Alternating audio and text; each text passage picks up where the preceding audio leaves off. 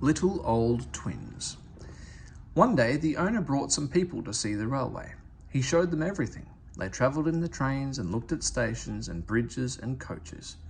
Yes, they would say thoughtfully, we'll take this, or no, we won't take that. They made notes in their books. Peter Sam whispered to Sir Handel, men came and did that on our old line. And then, said Sir Handel, soon afterwards it was sold, finished Peter Sam mournfully. Peter Sam didn't sing anymore. He wanted to cry.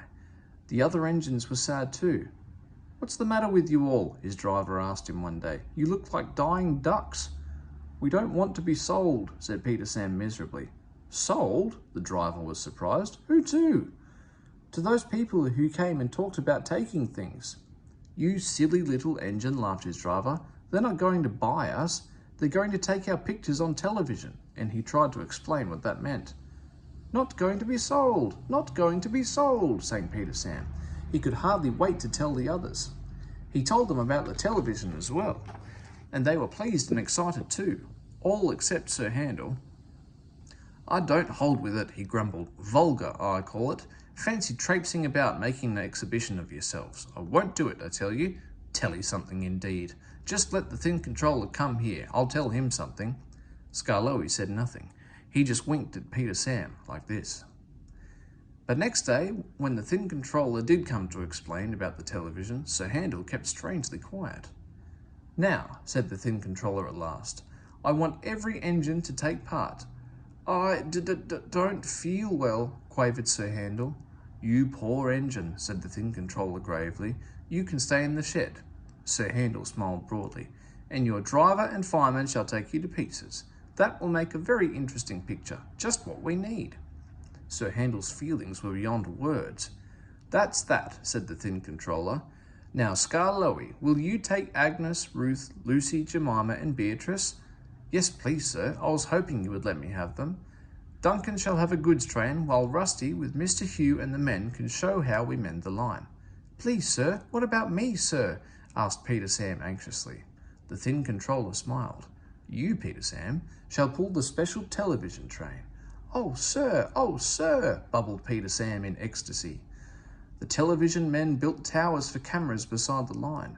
They put cameras on Ada too, and filled Gertrude with wires and instruments. Some trucks coupled behind carried aerials and generators. Everyone practiced hard till they knew just what they had to do. At last the time came and the announcer gave the signal. We're on the air, puffed Peter Sam, and he rolled the heavy train to the shops where Sir Handel was being mended. Sir Handel did not enjoy their visit. We're on the air, chanted Peter Sam. He trundled over the bridge near the middle station. Peep, peep, he whistled to Duncan, we're coming.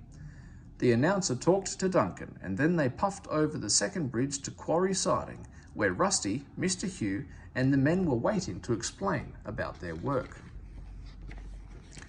Soon they had to go. Peter Sam whistled, Rusty tooted in reply, and they clattered through the tunnel, rumbled over the viaduct near the waterfall, and rolled at last into the top station. The owner climbed down. We arranged for television, he said, to let everyone see our little old engine. We are proud of him, 95 years old and good as new. There's nothing like him anywhere. 3 cheers for Skarloey. Peep, peep, peep, whistled Peter Sam, and everybody joined in. Skarloey smiled. I'm very glad to be home again. Thank you, sir, and all, for your nice surprise. Now I'll surprise you. Listen, when I was mended in England, I found my twin. The owner stared. Is there really another engine like you? Yes, sir, chuckled Skarloey, there is. Another engine came to be mended too, called Talalin. When the workmen saw us together, they laughed and called us their little old twins. Talalin told me about his railway. It is a lovely one, at Tywyn in Wales. Well, sir, they mended us both and sent us home, but I often think of Talalin. He's 95 years old too, just like me. Please go to see him, all of you, and wish him dry rails and good running from Skarloey, his little old twin.